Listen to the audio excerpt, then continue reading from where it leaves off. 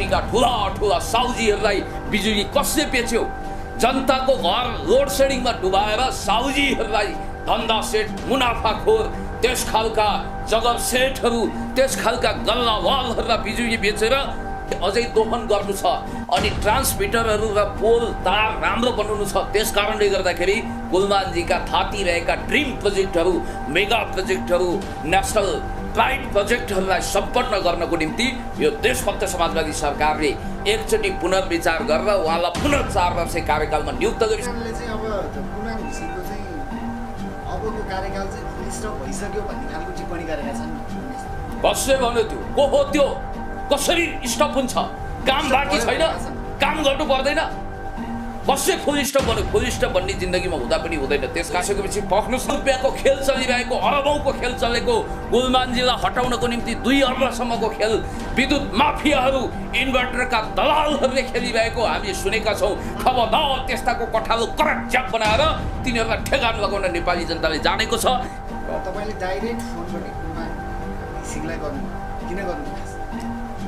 गुलमान घिसिङज्यूसँग मेरो परिचय भनेको एउटा नारायण गोपालको गीत सम्झिँदा हुन्छ। चिनारी हाम्रो धेरै पुरानो रहेछै लाग्दछ बाट सुरु गर्नुहोस्। आज होइन 1 दशक अगाडि जतिखेर जनार्दन शर्माजी ऊर्जा मन्त्रालय सम्हालिरहनु भएको थियो, ऊर्जा मन्त्री हुनुहुन्थ्यो, त्यतिखेर गुलमानजी फर्स्ट इन कमान्ड हुनुहुन्न थियो, उहाँ थर्ड इन कमान्ड को भूमिका निर्वाह गरिरहनु भएको थियो। तेस्रो तहको हाकिम हुँदाखेरि हामीले काने खुसी गरेका थियौँ। गुलमानजीले जतिखेर चिलिमे जलविद्युत आयोजनालाई उच्च स्तरको क्वालिटीको आयोजना बनाउनु भएको थियो, उहाँको ट्र्याक रेकर्ड एन्ड हिस्ट्री चम्किँदै थियो। त्यतिखेर हामीले के भनेका थियौँ भने गुलमानजी नेपाल विद्युत प्राधिकरणको कार्यकारी निर्देशक हुन योग्य हुनुहुन्छ भनेर भनेका थियौँ। सम्भवतः हामी सबैको शुभेच्छा प्रयत्नले गुलमानजी नेपाल विद्युत प्राधिकरणको कार्यकारी निर्देशक हुनुभयो। देशभक्त समाजवादी नेपाल कम्युनिस्ट पार्टीले उहाँलाई फुल फ्लेजमा काम गर्ने अवसर दियो। त्यसो त बीचबीचमा कुत्ता भुक्थे हजार जस्तो स्थिति आयो, तर उहाँ हात्ती लम्के बजार शैलीमा काग कराउँदै गर्छ, पिना सुक्दै गर्छ, कुकुर भुक्दै गर्छ, हात्ती लम्किँदै गर्छ शैलीमा। त्यसो भने अबको दिनमा उहाँको त कार्यकाल सकिँदैछ, हात्ती थ्याचक्क बस्दैन, लम्किएरै हिँड्छ। त्यस कारणले गर्दाखेरि उहाँको जुन ढङ्गको काम छ, भदौ 29 गते उहाँको 4 वर्षे कार्यकाल समाप्त हुँदैछ। तर फेरि एक चरण एक टर्म उहाँको पदावधि थपिँदैछ। किनभने मैले हिजो गुलमानजीसँग टेलिफोन गरे अनुसार टेलिफोन गर्दा के भन्नुभयो तपाईले? होइन, अब तपाईँले अघि मलाई भन्नुभयो कि टेलिफोन संवादको विषयमा कतिपय साथीहरूले फेरि टेलिफोन संवाद गरिदिउँ न भन्नुभयो। तर होइन, नगरौँ। किनभने त्यसमा होइन डराएको होइन। एउटा कुरा के हुन्छ भने त्यसरी बारम्बार डिग्निफाइड पर्सनलाई टेलिफोन गरेर हैरान बनाउनु हुँदैन। उहाँका 1000 काम हुन्छन्, काम गर्न दिउँ। त्यो एउटा बेला थियो, मौका थियो, टेलिफोन गरियो र उहाँको अलिकति गुनासो पनि रहेको छ त्यस विषयमा। होइन, रिसाउनु भएको छैन। अब बारम्बार टेलिफोन गर्नु हुँदैन, किनभने यो हामीले पनि डिग्निटीको ख्याल गर्नुपर्छ। र मतलब मैले भनेको के भने उहाँको भनाइअनुसार उहाँका केही कामहरू थाती छन्। जस्तो यो तारहरू हामी असरल देख्छौँ नि, यो कागले छेर्या जस्ता तारहरू, त्यो जम्मै भूमिगत रूपमा लानु छ। धेरै ठाउँमा भूमिगत भइसकेको छ हो। अब धेरै ठाउँ अझै बाँकी छ, त्यसलाई भूमिगत तार मार्गमा लानु छ। ट्रान्समिसन लाइनहरू ठिकठाक गर्नु छ। अनि त्यसपछि धेरै मेगावाट बिजुली अझै दोहन गर्नु छ। अनि ट्रान्समिटरहरू र पोल तार राम्रो बनाउनु छ। त्यस कारणले गर्दाखेरि गुलमानजीका थाती रहेका ड्रिम प्रोजेक्टहरू मेगा प्रोजेक्टहरू नेसनल प्राइड प्रोजेक्टहरूलाई सम्पन्न गर्नको निम्ति यो देशभक्त समाजवादी सरकारले एकचोटि पुनर्विचार गरेर उहाँलाई पुनः 4 वर्ष कार्यकालमा नियुक्त गरिसकेपछि पख्नुस् न, तपाईँ हामी सबै मिडियाकर्मी साथीहरू जाउँला, म खाजा र माला लिएर जान्छु। मैले उहाँलाई भनेको छु र उहाँको कार्यकालको सफलताको लागि, उहाँको भव्य सफलताको लागि, पुनः नियुक्तिको लागि शुभकामना दिँदै उहाँको पुनः 4 वर्ष कार्यकाल भव्य रूपमा सम्पन्न होस्, सफल होस् भन्नको निम्ति म शुभेच्छा पनि व्यक्त गर्न चाहन्छु। धेरैजनाले चाहिँ अब कुमार घिसिङको चाहिँ अबको कार्यकाल चाहिँ फुल स्टप भइसक्यो भन्ने खालको टिप्पणी गरेका छन्। कसले भन्यो त्यो? को हो त्यो? कसरी स्टप हुन्छ? काम बाँकी छैन? काम गर्नु पर्दैन?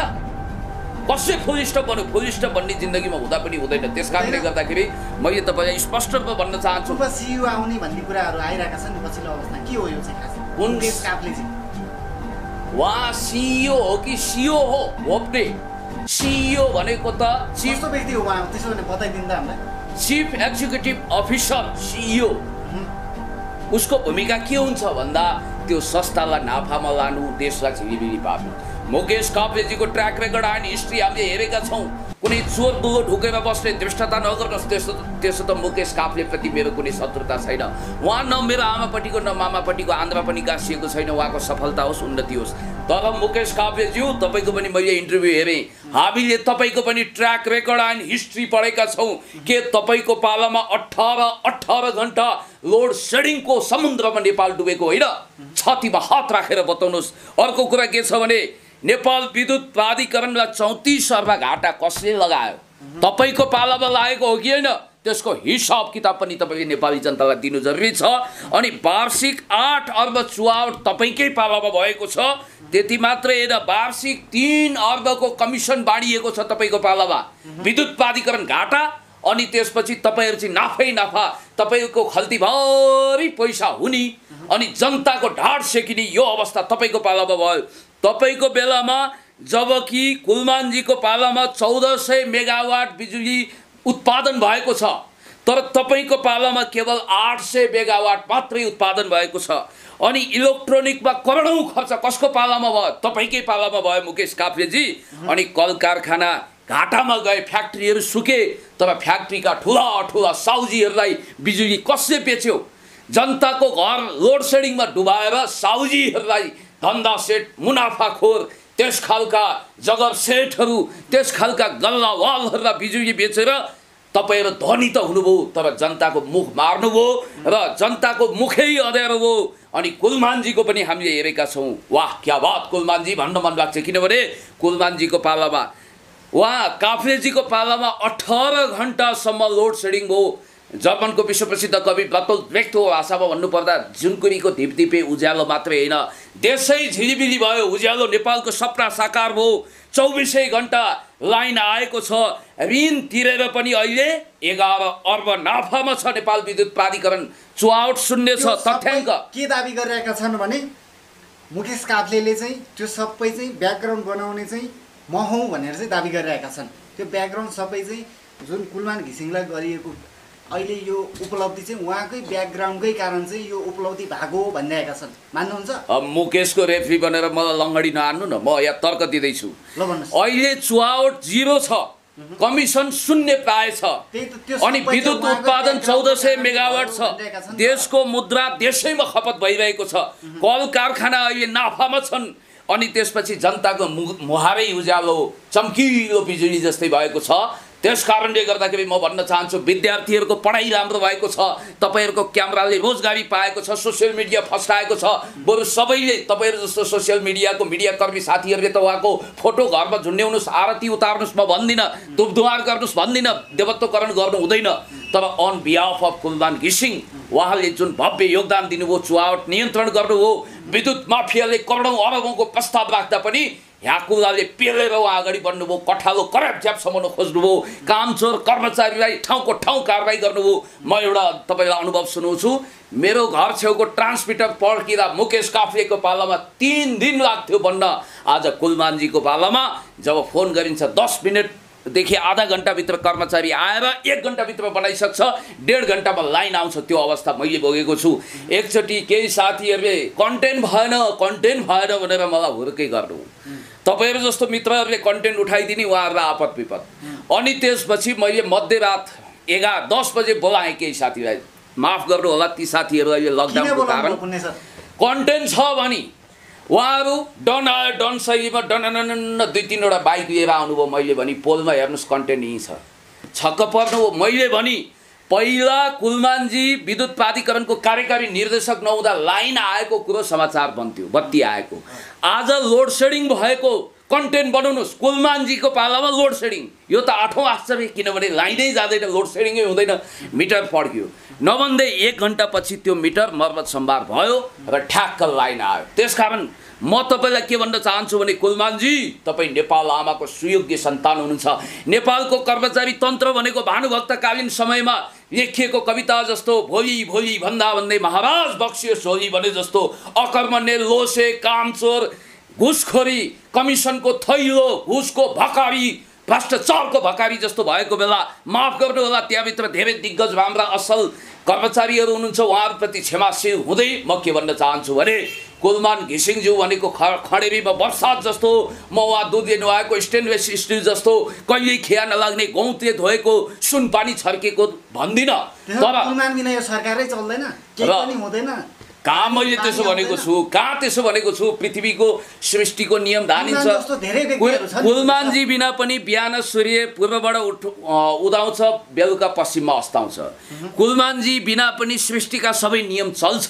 तर तपाईँले अघि भन्नुभयो नि, सुन्नुहोस्, मैले कहाँ त्यसो भनेको छु? मैले नभनेको कुरा मेरो मुखमा नकोच्याउनुहोस्। तपाईँलाई एउटा कुरा मैले स्पष्ट रूपमा भनिदिउँ, तपाईँले अहिले एउटा कुरा भन्नुभयो, त्यो त मुकेश काफ्लेजीकै बेला इन्फ्रास्ट्रक्चर तयार भयो। कसले भन्यो त्यो? झुटो कुरा गर्ने, अफवाह फैलाउने मुकेश काफ्लेजीको पालामा। म तपाईँलाई भन्न चाहन्छु, यस्तै मान्छेले कान्तिपुर लगायतका, मैले मिडियाको नामै भनिदिउँ ल, आफूलाई कर्पोरेट घरानाको सम्झिने ठुलो बिल्डिङ सम्हालेर बसेको कान्तिपुरले त्यतिखेर कुलमानजीले बल खरिद गर्दा करोडौँ घोटाला गरेको भनेर न्युज देख्यो।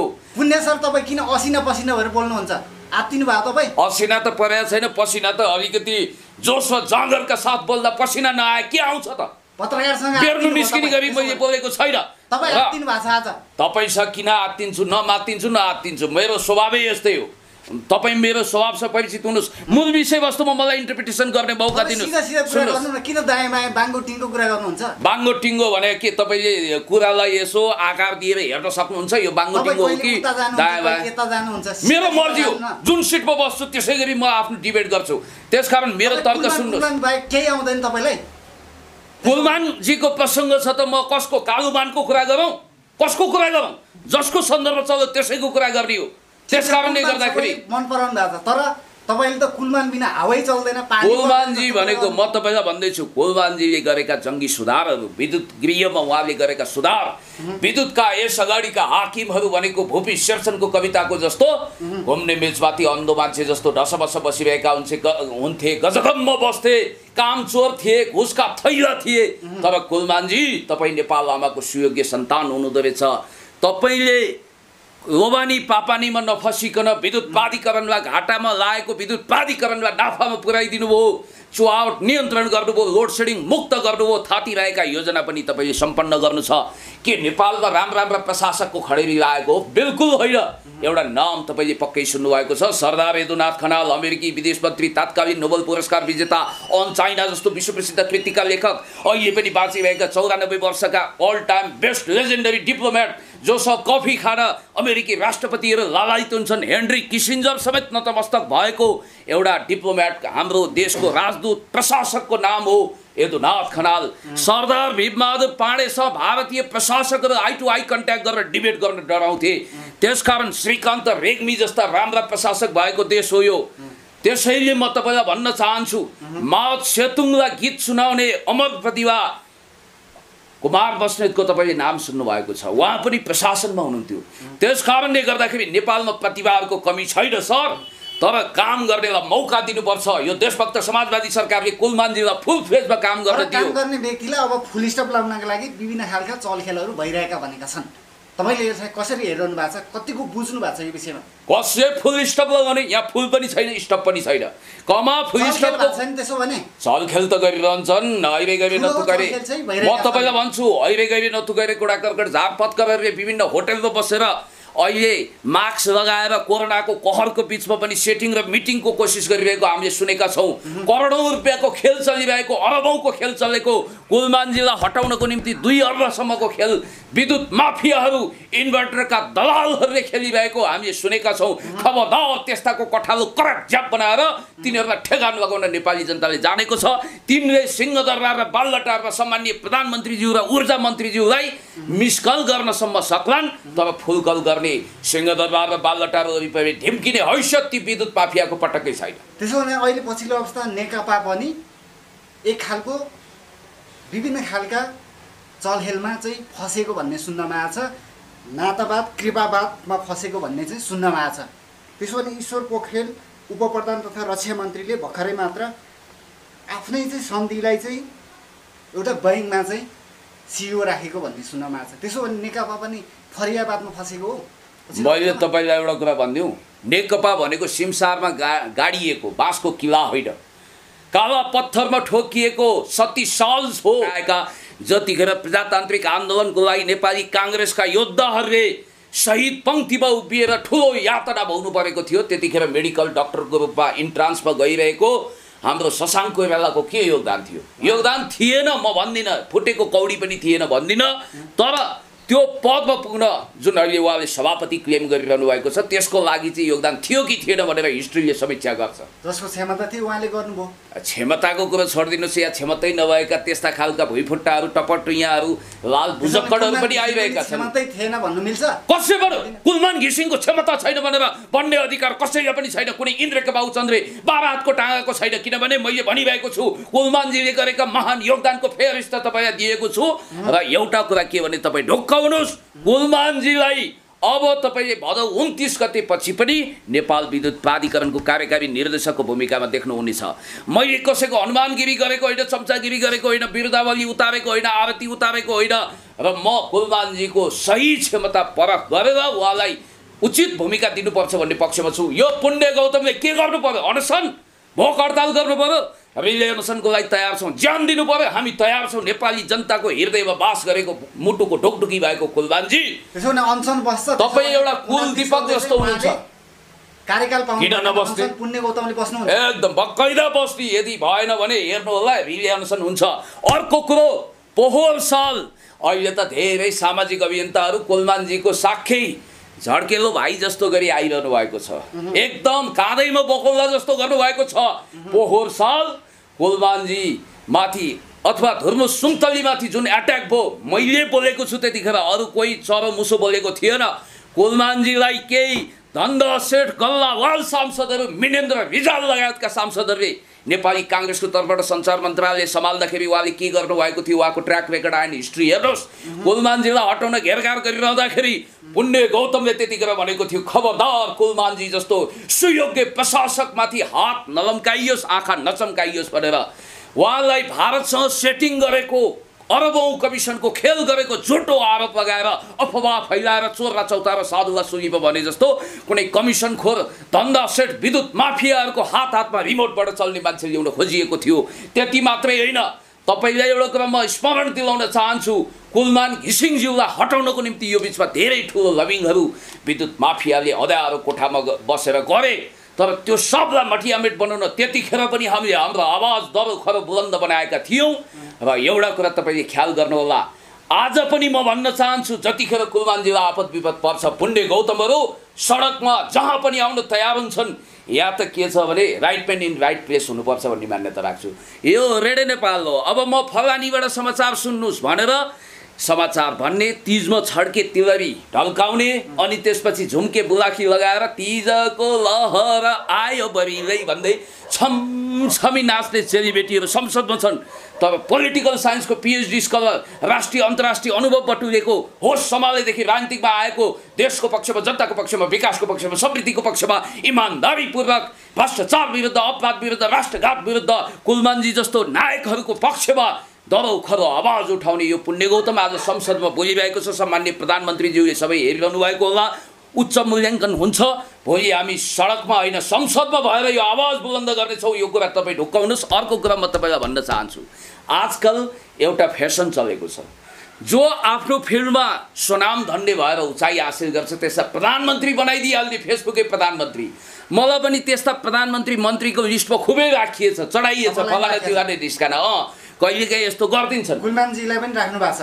कुलमानजीलाई त घरि प्रधानमन्त्री, घरि राष्ट्रपति, घरि के भनेर राखिबट उहाँ छ। तर त्यति योग्य मान्छेलाई 9 अर्बको भ्रष्टाचारको आरोप चाहिँ किन लाग्यो? कसले लगायो त्यो आरोप? फजुल आरोप हो। म खारेज गर्न चाहन्छु यहीँबाट। कुलमानजीले त्यस्तो कुनै खालको पैसाको लेनादेना गरेको छैन। यदि उहाँले गरेको हो भने तपाईँलाई थाहा छ त्यतिखेर पनि उहाँले च्यालेन्ज गर्नुभएको थियो, यदि मलाई भ्रष्टाचारको बात अभियोग प्रमाणित हुन्छ भने म टुडी खेलमा झुन्डिन तयार छु भनेर उहाँले मनसा वाचा कर्मणा स्पष्ट रूपमा भन्नुभएको थियो। त्यसकारण म तपाईँलाई भन्न चाहन्छु, यहाँ चोर र चौतारो साधुलाई सुलीमा हुँदैन। यो मत्स्य न्यायको हामीले अन्त्य गर्छौँ र यहाँ सतीले सरापेको देश हो भन्दैमा सधैँभरि हामी जस्ता इमान्दार मान्छेहरू कोलमा पेलिने यो मत्स्य न्यायको अब अन्त्य हुन्छ। र म तपाईँलाई अर्को कुरा के भन्न चाहन्छु भने कुलमानजीले धेरै कुरा बुझ्नु भएको छ। मैले उहाँसँग कुराकानी पनि गरेको छु। साउथ एसियामा अमिताभ बच्चन भन्दा ठुलो सेलिब्रिटी को थियो? कोही पनि थिएन।